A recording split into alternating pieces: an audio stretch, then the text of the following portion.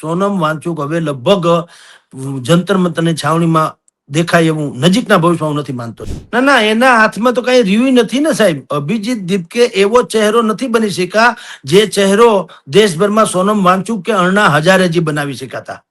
નવનિર્માણ આંદોલન વખતે સરકાર વહી ગઈ હતી ચિમનભાઈ ની. એટલે છાત્રો જયારે આંદોલન ઉપર ઉતરે ત્યારે એને કાબુમાં કરવા બહુ અઘરી વાત છે. અને આ કોકરોચ જનતા પાર્ટી તો છાત્રોની જ પાર્ટી છે એમ કહેતા, કારણ કે એની શરૂઆત જ આ કોકરોચ શબ્દ જે છે ચીફ જસ્ટિસે શબ્દ વાપર્યો, છાત્રોને એમ ન કહીએ કે અમે તમારું કઈ કાળું ધોળું, છાત્રો છાત્રો હતા, એનો ક્યાં કાળો ધોળાનો પ્રશ્ન આવે. એટલે વિપક્ષોથી કઈ સરકાર ના ફાટી. એટલે તમે જુઓ, સરકારે કીધું કે અમે આવતા સોમવાર પછી જયારે સત્રનો બીજો ભાગ શરૂ થશે ચોમાસા સત્રનો, અમે કડક બિલ લાવશું. તો કોંગ્રેસે કહી દીધું કે હા ભાઈ તમે લાવો તો મેં ટેકો આપશું. કારણ કે મેં તમને કીધું ને, વિપક્ષોને તો પાછી એકબીજાની ખબર હોય ને, પાડે પાડાની કાંધ એકબીજા વર્તી જાય એના જેવું, એકબીજા બધા હરખે હરખા હોય. એટલે કાયદો કડક બનાવવાની વાતો કરવી એ જુદી ઘટના છે ને અમલ કરવો જુદી ઘટના છે. એટલે સરવાળે તમારા પ્રશ્નનો જવાબ કે ભલે સોનમ વાંચુકજીએ આ ઉપવાસ છોડી દીધા, ભલે સરકારે આશ્વાસન આપ્યું, ભલે આવતા અઠવાડિયે બિલ આવશે, હું નથી માનતો કે વિપક્ષો હજી આ લીધી મૂકે. એ બધાને જતાવવા માંગે છે કે જુઓ અડધી રાતે પણ હું મારી જેમ હું વિડીયો બહાર પાડું છું, એમ મોબાઈલમાં જેમ છાત્રો બહાર પાડે છે એમ. એટલે ઈ પણ એક ઇવેન્ટનો ભાગ છે, બુદ્ધિપૂર્વકનો. પણ ભલે એને ગમે એવી અપીલ કરી, પણ બહોત દેર કર દી મહેરબા આતે આતે. પણ ઈ બિલ અંતર્ગત આ જેટલા નીટની પરીક્ષાથી માંડીને પેપર લીકના હરામ બરોબર કોઈને ઈ કાનૂન હેઠળ સજા થઈ હોય તો બિલનો કોઈ મતલબ, કાયદાનો શું મતલબ છે? લોકોને રિઝલ્ટ થી મતલબ છે.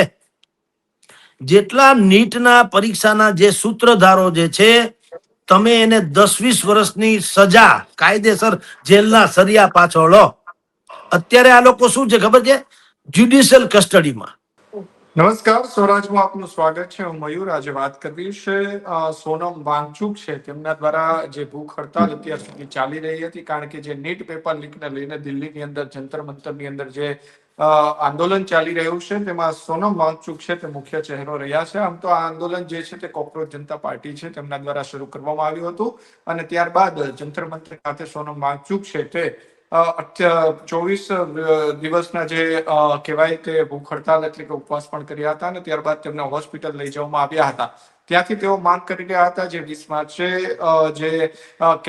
જે માર્ચ જે યોજવામાં આવી હતી ને સાંસદ ભવન ખાતે જે જવાની માર્ચની તેમણે એલાન કર્યું હતું, ત્યાં પહોંચ્યા હતા અને તેમની અંદર ઘણા બધા દ્રશ્યો આપણે જોયા હતા કે લાઠીચાર્જ પણ થયો હતો અને પોલીસ અને જે લોકો ત્યાં આવ્યા હતા તેમની વચ્ચે ઘર્ષણ પણ થયું હતું. પરંતુ હવે સૌથી મોટા સમાચાર એ સામે આવી રહ્યા છે કે જે મુખ્ય ચહેરો હતા આંદોલનના તે સોનમ વાંગચુક જે છે તેમણે મોડી રાત્રે ભૂખ હડતાલ જે છે તે પૂરી કરી છે અને તે જે જેપી નડ્ડા છે મંત્રી, તેમના હાથે આ ભૂખ હડતાલ પૂરી કરી હોવાના દ્રશ્યો પણ આપણે જોયા છે. તેમણે કહ્યું છે કે તેમને સરકારે આશ્વાસન આપ્યું છે, અલગ અલગ જે તેમના મુદ્દાઓ હતા તે મુદ્દે આશ્વાસન આપ્યું છે, જેમાં સંસદમાં ચર્ચાઓ થવાની છે, જે વિદ્યાર્થીઓ સાથે ઘર્ષણ થયું છે તેમની ઉપર કેસો નહીં થાય, એટલે કે આ બધા જ મુદ્દે આશ્વાસન આપ્યા બાદ આખરે સોનમ વાંગચુકે 28 દિવસે જે ભૂખ હડતાલ છે તે પૂર્ણ કરી છે. હવે આ જ મુદ્દે આપણી સાથે ચર્ચા કરવા માટે વરિષ્ઠ પત્રકાર જગદીશ સર મહેતા જોડાયા છે. સર, સ્વાગત છે આપનું સ્વરાજમાં.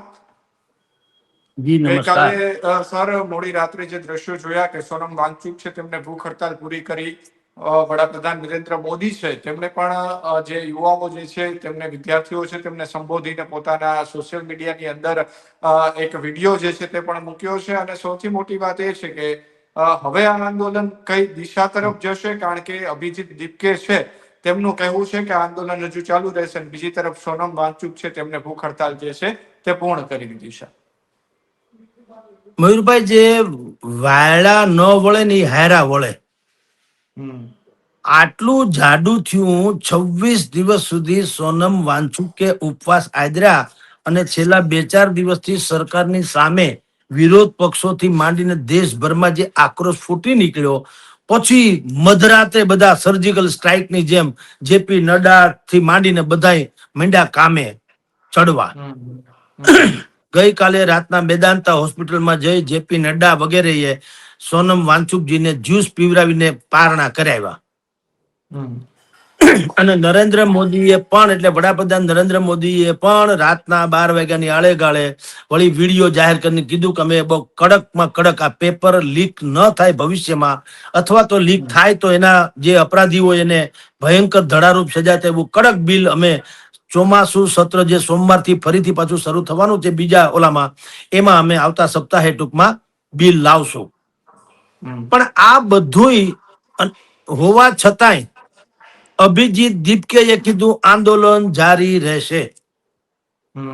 એટલે તમને કહું છું કે આ બધું જે રાતોરાત એટલે કે બધું પરાકાષ્ઠાએ પહોંચે પછી જે સરકાર સફાળી જાગે છે એનો આ નતીજો છે કે તમે શરૂઆતના ફેસમાં જ શું કામ એને નથી મળતા, શું કામ એની સાથે ડાયલોગ નથી કરતા, શું કામ આટલું બધી પરાકાષ્ઠાએ પહોંચવા દો અને પછી તમારે યુ ટર્ન લેવા પડે છે, એ પણ ગજબ કહેવાય.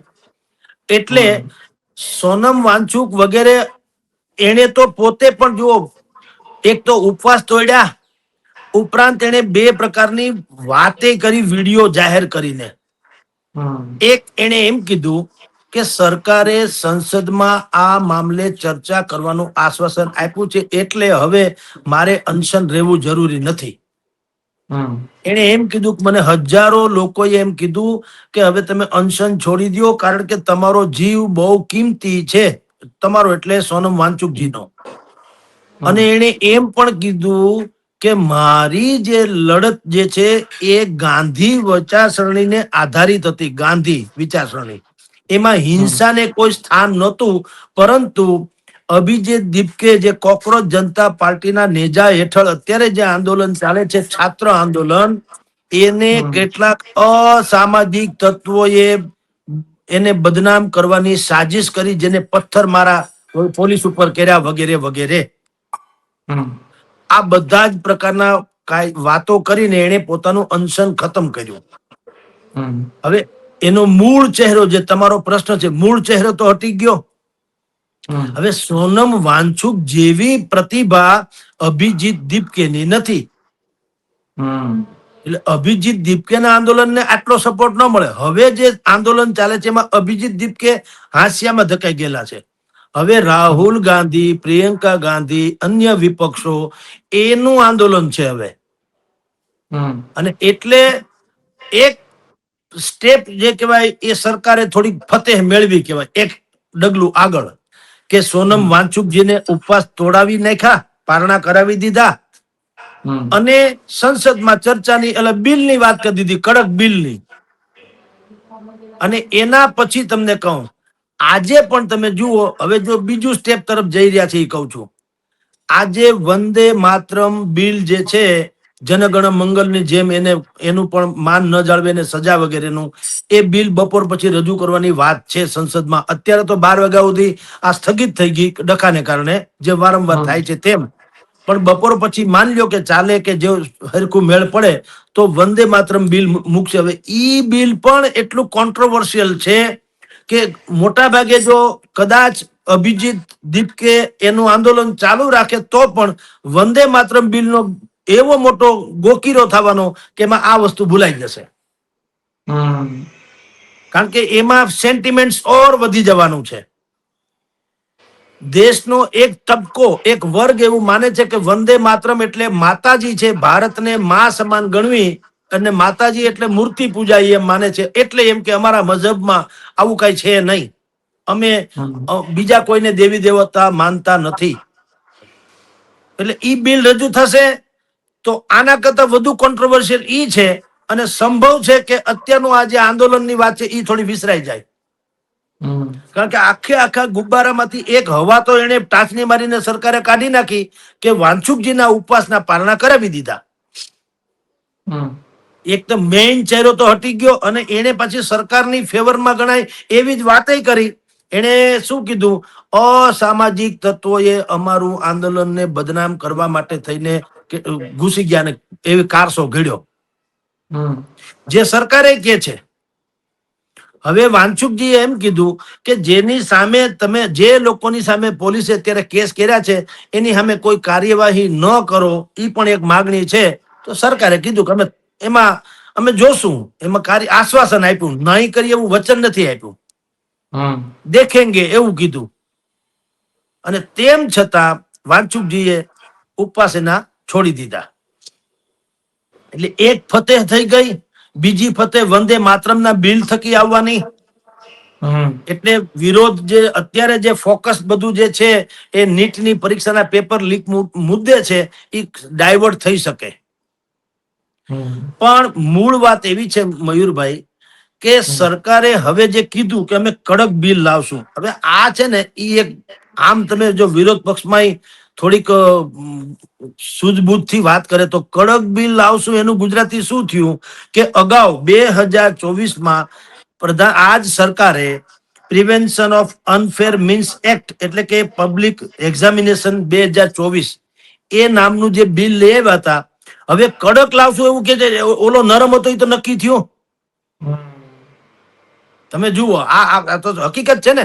કડક નું ગુજરાતી શું થયું કે પેલું છે એ નરમ છે તો જ કડક લાવવું છે. ને તો સરકારે ન કેવું જોઈએ કે ભાઈ 2024માં મેં જે બિલ લેવા હતા એ બિલમાં કઈ ઘટતું નથી, ખતરનાક જ બિલ છે ને અમે એનો અમલ કરાવ્યો. એ અમલ તો પાછો 21મી જૂન 2024 થી અમલમાં છે. સાંભળો કહેવાય છે. પણ ઈ બિલ અંતર્ગત આ જેટલા નીટની પરીક્ષાથી માંડીને પેપર લીકના હરામ બરોબર કોઈને ઈ કાનૂન હેઠળ સજા થઈ હોય તો બિલનો કોઈ મતલબ, કાયદાનો શું મતલબ છે? લોકોને રિઝલ્ટ થી મતલબ છે. જેટલા નીટના પરીક્ષાના જે સૂત્રધારો જે છે તમે એને 10-20 વર્ષની સજા કાયદેસર જેલના સરિયા પાછળ. અત્યારે આ લોકો શું છે ખબર છે? જ્યુડિશિયલ કસ્ટડીમાં. મયુરભાઈ આપણે મીડિયાના લોકો છે થોડી ખબર પડે. જ્યુડિશિયલ કસ્ટડી એટલે આપણે જે ફિલ્મમાં જોઈએ છે એવી જેલ નહીં, હરિયાવાળી ને માથે ટોપી ને લીટી વાળો બુસ્કોટ ને ઓલો ટૂંકો લેંઘો ને એમ નહીં. ઈ તો કન્વિક્ટ થયેલા એટલે કે આરોપ સિદ્ધ થાય, જે ગુનેગાર અપરાધી સાબિત થઈ જાય અદાલત કે પછી એને એવું થાય. અત્યારે આ લોકો શું કહેવાય? આરોપી એટલે પ્રતિપક્ષ. પાછા તમે જુઓ ફરિયાદીનો પ્રતિપક્ષ. આરોપી શબ્દ આપણે વાપરીએ છીએ. ઈ એમ કે છે એક પક્ષ ફરિયાદી છે, અમે પ્રતિપક્ષ છીએ એટલે અમારી સામે એની ફરિયાદ છે, પણ અમે આરોપી. પણ ઈ તો સરકારની પરિભાષા આરોપી, પણ હજી તમે એમ ન કહી શકો કે આ અપરાધી છે. એટલે એને જ્યુડિશિયલ કસ્ટડી. જ્યુડિશિયલ કસ્ટડી એટલે આ હું ને તમે બેઠા ને એવી રૂમ હોય, એમાં છાપું આવે ને ચાય આવે ને ગાંઠિયા આવે ને મજા કરે. કારણ કે આ બધા માફિયા કઈ ઓછી માયા નથી, એના કોન્ટેક્ટ એ દુનિયાભરના છે. એ રાજકીય એના કોન્ટેક્ટ છે. એટલે અત્યાર સુધી તમારી પાસે બિલ તો હતું ને, આ પબ્લિક એક્ઝામિનેશન મેં તમને કીધું એ બિલ તો છે, તો કાંઈ એના અંતર્ગત સજા ન થઈ મને કયો? એટલે કાયદો કડક બનાવવાની વાતો કરવી એ જુદી ઘટના છે ને અમલ કરવો જુદી ઘટના છે. એટલે સરવાળે તમારા પ્રશ્નનો જવાબ કે ભલે સોનમ વાંચુકજીએ આ ઉપવાસ છોડી દીધા, ભલે સરકારે આશ્વાસન આપ્યું, ભલે આવતા અઠવાડિયે બિલ આવશે, હું નથી માનતો કે વિપક્ષો હજી આ લીધી મૂકે. કારણ કે એની પાસે, વિપક્ષો પાસે વર્ષો પછીની કહું છું, વર્ષોની પ્યાસ હતી, તરસ. એ તરસ બુજાવે એવું સૌથી પેલું પરબ જેવું કહી શકાય. પાણીના પરબ જે પ્યાસાને મળે જેમ આનંદ આવે એવો એની પાસે મુદ્દો આવ્યો છે. એટલે એ કોઈ પણ ભોગે આ મુદ્દાને ભૂનવવા માટે, એટલે એને કાયદેસર એની ક્રેડિટ લેવા માટે તેની કોશિશ કરશે. કારણ કે નહીતર તો બધા આખો દેશ જાણે છે કે જે નીટની પરીક્ષા માર્ચ મહિનામાં લેવાની હતી, 3જી મે, માર્ચ મે 3જી મે ના રોજ જેની પરીક્ષા લેવાની હતી એના 15 દી અગાઉ પેપર ફૂટી ગયું, એટલે પરીક્ષા રદ થઈ. ફરીથી પરીક્ષા લેવાઈ, એ પરીક્ષા અપાઈ ગઈ, એના રિઝલ્ટ આવી ગયા, બધા પોતપોતાના કામે ચડી ગયા. હવે આનો શું મતલબ? હવે ક્યાં પાછું કઈ થયું? હવે નહીં થાય એના માટે તો સરકારે કેવું છે ઠીક છે, પણ ઈ નીટની વાત હજી કરે છે. અને અડધા દેશમાં તો એમ છે કે ઈ લાખો છાત્રોના કેરિયર ઉપર આ લોકોએ આમ કર્યું તેમ કર્યું, પણ એ બધું પછી પતી ગયું. એની તો હૃદય થઈ ગઈ, પાછી નવી લેવાઈ ગઈ ને બધું પતી ગયું. પણ વિપક્ષોને પાસે વર્ષો પછી સારો મુદ્દો આવ્યો એટલે એ લોકો આ મુદ્દાને છોડવા નથી માંગતા. વાંચુકજીએ ઉપવાસ છોડ્યો, અભિજીત દીપકેનો કદાચ છાવણીનું જે છે એ કવરેજ છૂટી જશે. હવે તમે જો ટીવીમાં કે એનું નથી આવતું છાવણીનું, તમે જો બુદ્ધિપૂર્વકના ખેલ છે. હવે આવે છે વિપક્ષોનું કાયદેસરનું, સંસદ ભવન ને વિપક્ષ. તો વિપક્ષોથી સરકાર એવી ફાટી ન પડે જેવી છાત્રોથી ફાટી પડે. કારણ કે વિપક્ષો બથોબથ ન આવે. છાત્રોમાં તો ડખો છે, યુવાનો આ રોડ ઉપર આવે ને એ ખતરનાક. ઈ નેપાળ હોય બાંગ્લાદેશ હોય એ તો પછીની વાત છે. હું આપણી વાત કરું. અહીંયા 1975 1975 અહીંયા શ્રીમંતભાઈ પટેલની સરકાર હતી ગુજરાતમાં, અને આંદોલન થયું હતું ને, નવનિર્માણ આંદોલન, એ છાત્રોનું જ હતું. અને શું થયું હતું, તમારો તો કદાચ જન્મ નહીં હોય સાહેબ, જે તે સમયે સરકાર વહી ગઈ હતી. નવનિર્માણ આંદોલન વખતે સરકાર વહી ગઈ હતી ચિમનભાઈ ની. એટલે છાત્રો જયારે આંદોલન ઉપર ઉતરે ત્યારે એને કાબુમાં કરવા બહુ અઘરી વાત છે. અને આ કોકરોચ જનતા પાર્ટી તો છાત્રોની જ પાર્ટી છે એમ કહેતા, કારણ કે એની શરૂઆત જ આ કોકરોચ શબ્દ જે છે, ચીફ જસ્ટિસે શબ્દ વાપર્યો, એને તો વાપર્યો તો બેરોજગાર વકીલો માટે. સાંભળો, આમાં કોન્ટ્રોવર્સી, એ વકીલો, એ અમુક પ્રકારના વકીલો એવા હતા કે જે જાહેર હિતની અરજીઓ, કારણ કે એને એમ ચીફ જસ્ટિસ નું કહેવાનું હતું કે આ લોકોને કઈ કેસ કબાડા મળતા નથી, એટલે જાહેર હિતની અરજીના નામે સરકારની વિરુદ્ધમાં એમને હથકંડા અપનાવ્યા કરે છે. એટલે એને એમ કીધું કે એવા કેટલાક બેરોજગાર વકીલો છે એ કોકરોચ જેવા છે. આવું બોલાઈ ગયું એનાથી, અને અભિજીત દીપકે શબ્દ કોકરોચ શબ્દ ઉપાડી લીધો કે બેરોજગારોને કોકરોચ કીધા, કોકરોચ કીધા. હા, વાસ્તવમાં એને બેરોજગારો વકીલો, અને ઈ પણ સરકારની સામે નખોડિયા ભરાવે એવા, પણ એ બધું થયું અને આને એ શબ્દ ઉપાડી લીધો. એટલે હવે તમે જુઓ કે એ આવ્યા હતા તો એવું મોટું ડખે ચડ્યું, એટલે સરકારે પણ યુ ટર્ન લેવો પડ્યો ને, અડધી રાતે વિડીયો જાહેર કરીને વડાપ્રધાને બોલવું પડ્યું ને આમને તેમને. એટલે સરકાર આજની તારીખે કહું તો વિદ્યાર્થીઓનો રોષ ખાળવામાં 50% સફળ થઈ છે. વાનચુકજીના ઉપવાસ છોડાવીને અભિજીત દીપકેનું હવે એટલું મોટું કઈ વાનચુકજી જેવી છબી તો છે નહીં. અને વિપક્ષોને આ બિલ લાવવાની વાત કરીને અમે કડક બિલ લાવશું, એટલે વિપક્ષો પછી એમ તો કે ને, હવે સરકારને એને કીધું કોંગ્રેસે કે ભાઈ અમે જોશું, જો બિલ લાવવાની વાત કરશે તો અમે એને ટેકો આપશું. પણ ઓલી વાત જે છે કે ધર્મેન્દ્ર પ્રધાનનું રાજીનામું આપો, એ વાત ને ચાલુ રાખીને વિપક્ષો એનું આંદોલન ચાલુ રાખશે, અને સરકાર જે છે એ વંદે માતરમ જેવું બિલ લાવીને કોશિશ કરશે કે ડાયવર્ટ થાય માઇન્ડ. જી સર, સોનમ વાંગચુકે અત્યારે ભૂખ હડતાલ તો સમેટી લીધી છે, પરંતુ જે જંતર મંતર ખાતે જે અત્યારે આંદોલન ચાલી રહ્યું છે તેમાં હવે તેમનું સમર્થન રહેશે કે કેમ, શું લાગે છે? ના, એને કીધું છે સોનમ વાંગચુકજીએ કે હું ઈચ્છું કે સરકાર એની વાત ઉપર ટકી રહે, કે એક તો સંસદમાં ચર્ચા કરે, કડકમાં કડક બિલ લાવે, અને ભવિષ્યમાં આવું ન થાય એની શ્યોરિટી આપે, ખાતરી આપે. અને જે કેટલાક યુવાનોએ સુસાઇડ કર્યું છે એના પરિજનોને જે કહેવાય વળતર આપે. અને અત્યારે આ કેસમાં જેની સામે સરકારે ગુના નોંધ્યા છે એની સામે કોઈ કાર્યવાહી ન થાય. હવે આ બધી બાબતોને જો સરકારે તો આશ્વાસન આપ્યું છે કે ઓકે હાલો અમે દેખતે હૈ, કારણ કે સરકારને તો કોઈ હિસાબે ગાંઠો છટકાવવો છે, એટલે કે ભાઈ હશે. હવે ઈ બધી વાતો છે એટલે સોનમ વાંગચુક હવે પેલા જેવા સક્રિય, એટલે કે કમસે કમ છાવણીમાં તો હું નથી માનતો કે જઈ શકે. ઈ પછી નાદુરસ્ત તબિયતનું બાનું કાઢે કે ઈ જુદી ઘટના છે, પણ અહીંથી મેદાનતામાં અત્યારે છે હોસ્પિટલમાં, તો એવું જરૂરી નથી કે મેદાનતામાં હવે કે ચાલો હું છાવણીમાં પાછો બેહું. હવે એવું હું નથી માનતો થાય તો પછી જે હશે એ કહેવાશે. પણ અત્યારે મને એમ લાગે છે કે જે સરકારે એની વાત માની છે, એમ માનીને એને જયારે પારણા કરે ત્યારે હવે ઈ બુદ્ધિપૂર્વક એવી અપીલ છે એને કરી પણ ખરી, વિડીયો બહાર આવી ગયો કે ભાઈ હવે આપણને સરકારે આશ્વાસન આપ્યું છે, થોડોક ભરોસો રાખો, અને અસામાજિક તત્વોએ આપણું હાઈજેક કરી જાય આંદોલન, એ પણ સારું નહીં. એટલે સરકારને જે તક આપી, સમય આપ્યો છે આશ્વાસન, તો હવે આવતા સત્રમાં જોઈએ છે કેવું બિલ લાવે, શું સજા કરે છે, આપણા જે છાત્રો ઉપર ગુનો નોંધ્યો છે એને માંડીવાળ કરે છે, બીજાને રાહત આપવાની વાત કરે, રાહત આપે છે કે નહીં, એ બધું જુઓ તો ખરા. નહીં થાય તો પછી સોનમ વાંગચુક પાછા મેદાનમાં આવી શકે, પણ ત્યાં સુધી તો કમસે કમ, અને ત્યાં સુધીમાં ઘણા પાણી વહી ગયા હશે. એટલે હવે તમે જેમ કહો છો, તમારો પ્રશ્નનો જવાબ તો એનો ગુજરાતીમાં એક લીટીમાં જવાબ એ છે કે સોનમ વાંગચુક હવે લગભગ જંતર મંતરની છાવણીમાં દેખાય એવું નજીકના ભવિષ્યમાં હું નથી માનતો. જી અભિજીત દીપકે છે જે કોકરોચ જનતા પાર્ટીના ફાઉન્ડર છે, તેમણે પણ કહ્યું છે કે આ આંદોલન અને અમારી લડત ચાલુ રહેશે. તો શું લાગે છે આવનાર દિવસોની અંદર, હવે જ્યારે સોનમ વાંગચુકે અત્યારે ભૂખ હડતાલ સમેટી લીધી છે, તેમણે સરકારે જે પ્રમાણે ગઈકાલે જેપી નડ્ડા તેમને પારણા કરાવ્યા છે, તો હવે લાગે છે કે અભિજીત દીપકે અથવા તો કોકરોચ જનતા પાર્ટી એકલા હાથે હવે આ આંદોલન જે છે તે જે અત્યાર સુધી જેટલું મજબૂત ચાલ્યું તેટલું મજબૂત ચલાવી શકશે? ના, એના હાથમાં તો કઈ રહ્યું નથી ને સાહેબ. અભિજીત દીપકે એવો ચહેરો નથી બની શકા જે ચહેરો દેશભરમાં સોનમ વાંગચુક કે અણ્ણા હજારેજી બનાવી શકાતા. કે એક જમાનામાં જેપી જયપ્રકાશ નારાયણ બનાવી શક્યા હતા, એવો ચહેરો દીપકેજીનો નથી. કારણ દીપકેજી કરે છે કંઈક, બોલે છે કંઈક ને થાય છે કંઈક, હજી એની પરિપક્વતા એટલી નથી.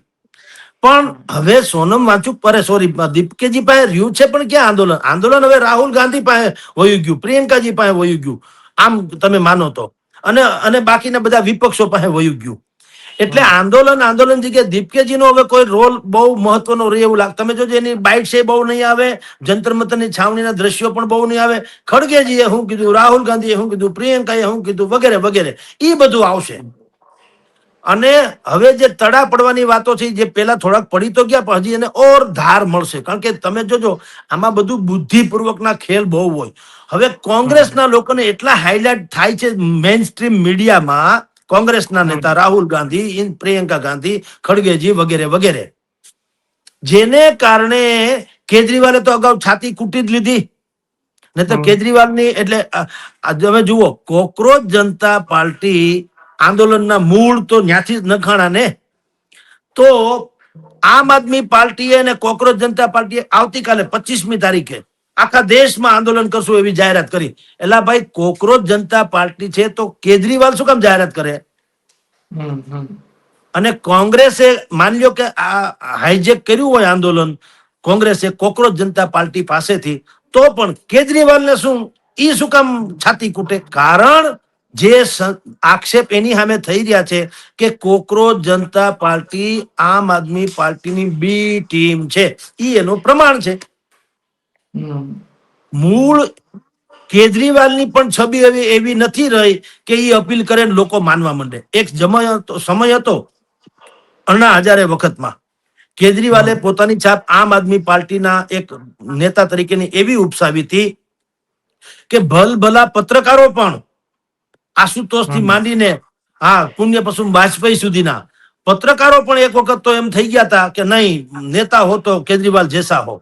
પણ પછી કેજરીવાલે જે પોત પ્રકાશ્યું, એની સરકારે પોત પ્રકાશ્યું, એના અડધા પડધા લોકો જેલમાં ગયા, દુનિયાભરના કૌભાંડોની વાતો આવી, સાચા ખોટા ભલે ગમે એમ, પણ હાવ ધુવાડો એમને ન નીકળે, ક્યાંક તો આગ લાગી હોય. અને એમાં બધામાં ઠીક, પણ પછી જે શીશ મહલ બનાવ્યો કેજરીવાલે, એમાં તો એને પોતાની બધી રહી સહી તમામ જે છે ને ક્રેડિટ એને ગુમાવી દીધી. કારણ કે કેજરીવાલે સ્વયં એમ કહેતા હતા કે અમે તો મેટ્રો ટ્રેન થી આવશું, ઘોડાગાડીમાં આવશું, બસમાં આવશું, રિક્ષામાં આવશું, ટૂંકમાં સચિવાલય આવવું હોય તો અમારે આ બધા ગાડી બંગલા અમારે જોતા નથી, વગેરે વગેરે. એને બદલે બધું લીધું ને વધારાનું લટકામાં પાછો શીશ મહેલ 80 કરોડ રૂપિયાનો બનાવ્યો, તાજમહાલ જેવો. તો બધાને ખબર પડી કે આ તો બોલે કંઈક ને કરે. એટલે હવે કેજરીવાલની છબી પણ એવી નથી રહી. એટલે તો અભિજીત દીપકેની પણ છબી એવી નથી, કારણ કે એની ઉપર છાપ હતી કે કેજરીવાલના સોશિયલ મીડિયાના એક જમાનાના કાર્યકર રહી ચુક્યા છે, એટલે એ આમ આદમી પાર્ટીના છે એવું હતું. એટલે તો સોનમ વાંચુકજીને બુદ્ધિપૂર્વક ઇમ્પોર્ટ કરેલા, કારણ કે એની આબરૂ અણ્ણા હજારે જેવી છે અને એ બહુ ટેવાયેલા છે એને આંદોલન કરવું, ભૂખ હડતાલ. એને લદ્દાખના ગ્લેશિયર બચાવવાથી માંડી લદ્દાખના અધિકારો માટે અને લદ્દાખને પૂર્ણ રાજ્યનો દરજ્જો મળે એ તમામ સહિતના માટે 3 દિવસ, 5 દિવસ, 9 દિવસ ને 21 દિવસ એવા ઉપવાસ ભૂતકાળમાં કરી ચુક્યા છે. એટલે ગાંધીજી, અણ્ણા હજારે કે સોનમ વાંચુક એ ઉપવાસ કરી હમાતા નથી, જેમાં ક્યારે એ સમાચાર બને. કારણ કે મોટા ભાગે દેશની સમસ્યામાં એને ઉપાસ ઉપર ઉતરવાના જ હોય છે. એટલે વાંચુકજીને એટલા માટે લઈ આવેલા, નહીતર ક્યાં લદ્દાખની વાત અને ક્યાં નીટની પરીક્ષાના પેપર લીકની વાત, તમે સમજો. પણ કારણ કે અભિજીત દીપકે પણ ભૂખ્યા રહી શકે એમ નથી. તમે જો એના એક પ્રવક્તાએ ઓલા બર્ગર ખાતા હતા ને એને કાઢી મૂકવા પડ્યા. ખ્યાલ છે ને, કોકરોચ જનતા પાર્ટીના પ્રવક્તા જે છે ઈ બર્ગર ખાતા હતા અને ટેસડા કરતા હતા, ઓલા બીજા બધા છાત્રો જોઈ ગયા, એને વિડીયો ઉતાર્યો. આ બધા સોશિયલ મીડિયાના માસ્ટરો છે ને, એ પછી છે ને તું જે પાંખ ચળકે પર્ણના ઝુંડો મહી ચક્રો રચી, એના જેવું છે. તું અજાણતા હરખાયું જાણું ને રોવું રે, અને જે પોષતું તે મારતું એ કમ દિશે શું કુદરતી. તમને તમારા ભરખી ખાય. સોશિયલ મીડિયા આ ઓનલાઈન, આખી કોકરોચ જનતા પાર્ટી ઓનલાઈન છે, ઓફલાઈન છે નહીં. અહીંયા કોકરોચ જનતા પાર્ટીના કોઈ પ્રવક્તા નથી, અહીંયા કોઈના કાર્યકર નથી, અહીંયા કોઈનું સંગઠન નહીં, અહીંયા એટલે દેશભરમાં બીજે ક્યાંય નહીં, ઓનલાઈન છે જે કાંઈ છે, બ્લુ ટીક કરવા વાળા. એટલે ઈ ઓનલાઈન જે છે ફેબ્રિકેટેડ, જેને કહેવાય આ બધું સોશિયલ મીડિયાની આખી જે જમાત છે, એટલે સોશિયલ મીડિયાના જ માણસો. એટલે એને ઓલા ભાઈને બર્ગર ખાતો સોશિયલ મીડિયામાં જ કેદ કરી લીધો. અને પછી જાહેર કર્યું બા અમે અહીંયા ભૂખે મરીએ ને તમે બર્ગર ખાવ છો. અને તમે જુઓ એને પછી જે ભાઈ બર્ગર ખાતા પકડાનાર પ્રવક્તા તરીકે એને કાઢી મૂકવામાં આવ્યા. તમે જુઓ એની ભાષા જુઓ, એના ઉપરથી ખબર પડે કે તમારી અપરિપક્વતા કેટલી છે. એણે તો એમ કીધું કે આ બધા આંદોલન કરી મેં મૂર્ખ હું ક્યાં, મેં બેવકૂફ હું, એમ કીધું કે કેટલાક બેવકૂફ લોકો, બેવકૂફ શબ્દ એને વાપર્યો, કેટલાક બેવકૂફ લોકો એવું માને છે કે મારે તો એમ કે કઈ ખાવું પીવું ન જોઈએ. પણ એવું થોડું હાલે. બર્ગર આ એને પાછું વિડીયો ઉતાર્યો બર્ગર ખાતા ખાતા. તમે જુઓ તો ખરા, તમે આ કઈ જેવી તેવી નાલેસી કહેવાય? એટલે આ તો જખમ ઉપર નમક છીડકવા જેવી વાત છે. તો આટલી હદે અપરિપક્વ છે અભિજીત દીપકે પણ. એની પણ કોઈ એવી છાપ નથી. એની માતાએ પોતે કીધું, અભિજીત દીપકેની માતાએ ગઈકાલે કીધું કે આ અમેરિકા તો હારો હતો, અહીં હું કામ નકામો લ્યો બોલો. હવે એનાથી મોટું સર્ટિફિકેટ ક્યું હોય? અભિજીત દીપકેની માતાએ કીધું, તમે સર્ચ કરી લ્યો, સમાચાર આવેલા છે. તો તમારી જાણ ખાતર કોઈ ચહેરો એવો નથી હવે અભિજીત દીપકેનો નથી કે બીજા. અને વાંગચુંગ જે હતા તો એનો પારણા થઈ ગયા, એટલે હવે એનો ચહેરો છે જ નહીં. હવે વિપક્ષોનો ડકો છે. અને વિપક્ષો ગમે એવું કરે તોય વિપક્ષોથી સરકાર ના ફાટી પડે, કારણ કે ઈ કાંઠલા ન પકડે. ઈ દેકારો કરે, સંસદ હાલવા ન દે, પછી પ્રોટેક્ટ કરે તો પણ આવા બેનર પોસ્ટર સાથે કરે. ઈ લાઠીચાર્જ કરવો પડે એટલી હદે આક્રમક ન બને. અને વિપક્ષોની બધી નાની મોટી ફાઇલો કે અપરાધો ઈ પણ સરકાર પાસે હોય, છાત્રોનો ન હોય. છાત્રો ઇનોસન્ટ છે. છાત્રોને એમ ન કહીએ કે અમે તમારું કઈ કાળું ધોળું, છાત્રો હતા એમાં ક્યાં કાળો ધોળાનો પ્રશ્ન આવે? એટલે વિપક્ષોથી કઈ સરકાર ના ફાટી. એટલે તમે જુઓ સરકારે કીધું કે અમે આવતા સોમવાર પછી જયારે સત્રનો બીજો ભાગ શરૂ થશે ચોમાસા સત્રનો, અમે કડક બિલ લાવશું. તો કોંગ્રેસે કહી દીધું કે હા ભાઈ તમે લાવો તો મેં ટેકો આપશું. કારણ કે મેં તમને કીધું ને વિપક્ષોને તો પાછી એકબીજાની ખબર હોય ને, પાડે પાડાની કાંધ એકબીજા વર્તી જાય એના જેવું, એકબીજા બધા હરખે હરખા હોય. એટલે એક તો ઈ, અને એમાંય વળી પાછું વચ્ચે લઈ આવશે આ વંદે માતરમ બિલ. તમે લખી રાખજો 2-3 દિવસમાં આ વંદે માતરમ બિલનો એવો દેકારો થાય કે આ વસ્તુ ભૂલાઈ જશે નીટની પરીક્ષાનો. એટલે હવે તમારી જાણ ખાતર આ બધોય ડખો છે. તમે કીધું કે આંદોલન ચાલુ રહેશે તો સરકાર શું કરશે? હવે એક લીટીમાં એનો જવાબ આપું મયુરભાઈ, કે સાપે મરી જાય લાઠી ન ભાંગે એવો એક ઉકેલ હજી છે સરકાર પાસે. અને ધારો ઈ ઉકેલ જો કરવામાં આવે ને તો આખા આંદોલનની હવા નીકળી જાય, સરકાર બિલકુલ બચી જાય અને ભીહમાં આવી જાય વિપક્ષો. બોલો શું ધર્મેન્દ્ર પ્રધાન પોતે નૈતિકતાના નામે રાજીનામું ધરી દે કે ભાઈ ઠીક છે, અત્યારે 26 દિવસે વાંચુકજીએ પારણા કર્યા, હજી અભિજીત દીપકેજી અને વિદ્યાર્થી લોકો એમ કે છે કે આંદોલન જારી રહેશે, વિપક્ષો કે છે કે આંદોલન જારી રહેશે. આમ તેમ બધાની માગણી તો અભિજીત દીપકે થી માંડીને વિપક્ષોની માગણી હજી શું છે? ડિસમિસ પ્રધાન એમ બેનર લગાડીને આવ્યા ને અત્યારે વિધાનસભા સંસદ ભવન સામે કાળા કલરમાં બેનર મારેલું છે ડિસમિસ પ્રધાન, એટલે કે ધર્મેન્દ્ર પ્રધાનને રાજીનામું આપો. હો વાત માગણી તો ઈ જ છે. તો મોદી સરકારે નવા કાયદાની વાત કરી, એમ કરીને વિપક્ષોને મનાવી તો લીધા. વિપક્ષોએ કીધું અમે નવા કાયદામાં અમે ટેકો આપશું. એટલે અડધું પડધું તો પત્યું. વાંગચુંગજી પારણા થઈ ગયા, અભિજીત દીપકેજીનો બહુ ચહેરો નથી. કેજરીવાલ એમ છે કે કોંગ્રેસ આ આંદોલન હાઈજેક કરી ગયું એટલે ઈ ત્યાં છાતી કૂટે છે. આ બધું આમ જુઓ તો આમ પારવેણ જેને કહેવાય ને એ પારવેણ થઈ ગઈ. હવે એક માત્ર ડખો ક્યાં અટકો છે? ધર્મેન્દ્ર પ્રધાનના રાજીનામા. હવે જો સરકાર રાજીનામું લઈ લે તો એની નાલેસી થાય એવું સરકાર માને છે. સાંભળજો કે ભાઈ અમે જો રાજીનામું લઈ લઈએ તો કાલે દરેક બાબતમાં રાજીનામું લોકો માગ્યા જ કરે, અમારે હું લીધા કરવું. પણ એના કરતા લાઠી ભાંગે નહીં, સાપે મરી જાય. ધર્મેન્દ્ર પ્રધાન પોતે એમ કે ભાઈ ઠીક છે, મેં જોયું સરકારે કેટલાક નીત નવા નિયમો ઘડ્યા, મંત્રણાઓ કરી, પારણા કરાવડાવ્યા, કાયદા ઘડવાની વાત કરી, તેમ છતાં વિપક્ષ અને અભિજીત દીપકે અથવા તો કોકરોચ જનતા પાર્ટી માનો ને, આ લોકોને હજી મારા રાજીનામા સિવાય બીજી કોઈ બાબત ખપતી નથી એવું મેં અત્યારે જાણ્યું. એટલે મને એમ લાગે છે કે કેવળ મારે કારણે આખી સરકાર જો મુસીબતમાં મુકાતી હોય તો બેટર વે હું જ રાજીનામું ધરી દઉં. જો ઈ રાજીનામું ધરી દે તો ન સરકારે રાજીનામું લીધું કહેવાય અને ન ધર્મેન્દ્ર પ્રધાન સરકારમાં છે એમ કહેવાય. જે માગણી વિપક્ષોની છે શું છે, રાજીનામું લઈ લ્યો, એને બદલે આ દઈ દે તો જાન છૂટે કે નહીં? તમે કેળા મોઢામાં ખાઓ, કેળા તમે પ્રેમથી ખાઓ કે પ્રાણે ખાઓ, કેળા તો ગળ્યા જ લાગે કે બીજું કઈ લાગે? એમ તમે રાજીનામું આપી દો કે લઈ લ્યો, મૂળ વાત તો ગાંઠો છટકાવવાનો છે ને. અને ધર્મેન્દ્ર પ્રધાનને એવું ક્યાં છે કે આ રાજીનામું આપી દે તેના રોટલા અભળાઈ જાય એવું છે? એ તો પછી પાછા ગમે ત્યાં પાછલી બારીએથી ગોઠવાઈ શકે એમ છે ને, આડાવડા નાની મોટી પોસ્ટ ઉપર એ ક્યાં કઈ ખાધે ખૂટે એમ છે એની પાસે. પણ આખી સરકાર અત્યારે કાયદેસર પ્રશ્નાર્થ છે સરકારની વિશ્વસનીયતા ઉપર, સરકારની અડગતા ઉપર પ્રશ્નાર્થ ચિહ્ન લાગી ગયું છે. એમાંથી ઉગારવાનો એકમાત્ર રસ્તો છે કે ધર્મેન્દ્ર પ્રધાન સ્વયં ખસી જાય તો જાન છૂટે, આપણી ભાષામાં ગાંઠો છટકે. અને વિપક્ષો પાસે કોઈ હથિયાર ન રહે. જો વાનચુકજી રહ્યા નહીં એટલે કે પારણા કરી લીધા, અભિજીત દીપકેની કોઈ મોટી મેં કીધું એમ છાપ નથી, વિપક્ષોએ આખું આંદોલન હાયર કર્યું છે, એની માગણી શું છે?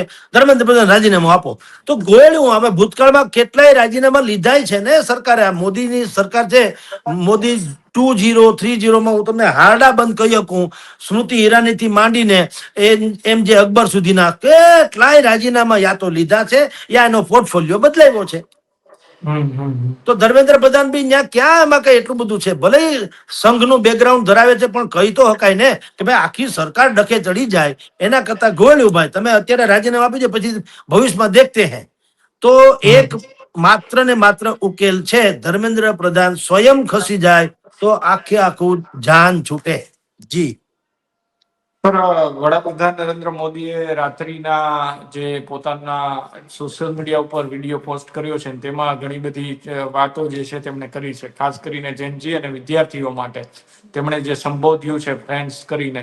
લાગી રહ્યું છે કે ખરેખર આ જે આંદોલનની અસર વડાપ્રધાન નરેન્દ્ર મોદી જે છે તેમને રહી રહીને પડી છે અને આખરે તેમણે પણ હવે અત્યાર સુધી આવો વિડીયો ક્યારેય જોયો નથી. આમ તો મોબાઈલની અંદર આવી રીતે પોતે જ બનાવીને બનાવતા હોય તે પ્રકારનો વિડીયો બનાવવાની ફરજ પડી, એટલે ક્યાંક ને ક્યાંક મોદીને પણ ઝૂકવું પડ્યું એવું લાગી રહ્યું છે.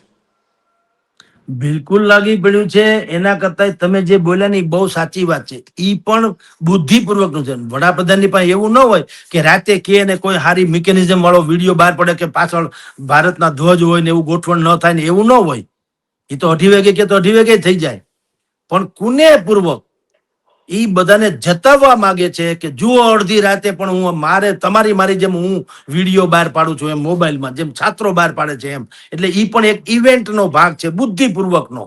પણ ભલે એને ગમે એવી અપીલ કરી પણ બહોત દેર કર દી મહેરબા આતે આતે.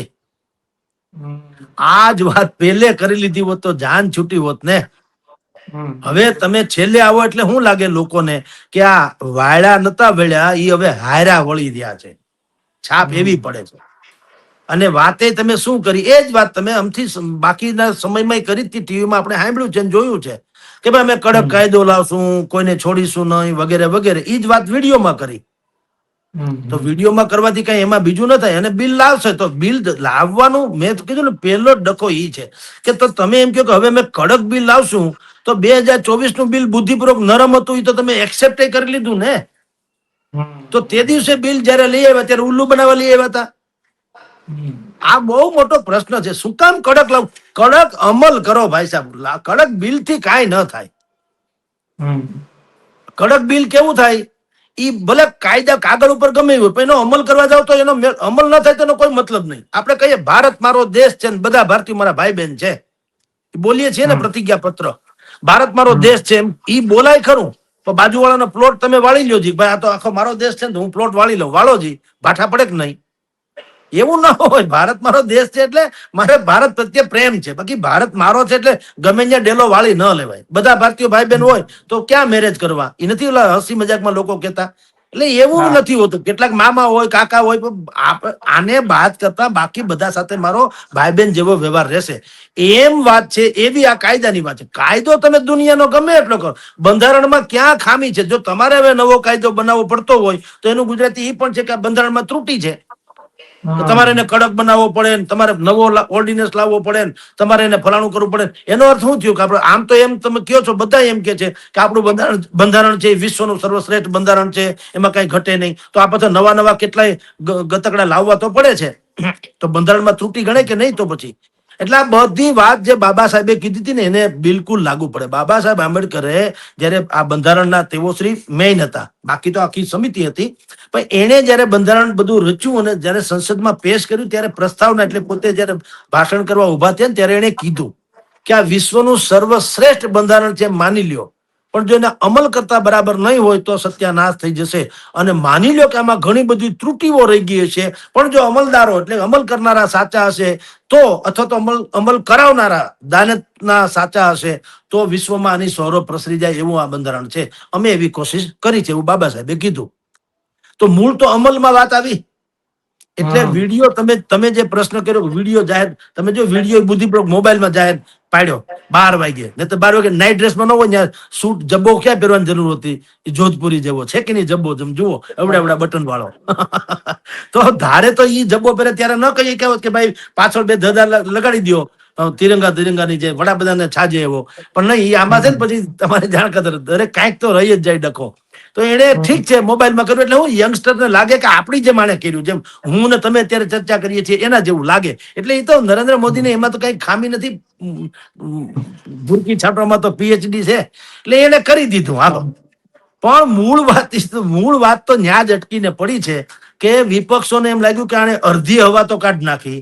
હવે ધર્મેન્દ્ર પ્રધાનના રાજીનામાનો પ્રશ્ન એક જ એવો છે જેના આધારે ખેંચાય એટલું ખેંચી લો, અને જેટલું લાંબુ ખેંચાય એટલું વિપક્ષને ફાયદો છે ને શાસક પક્ષને નુકસાન છે. એ પણ ગેરંટી.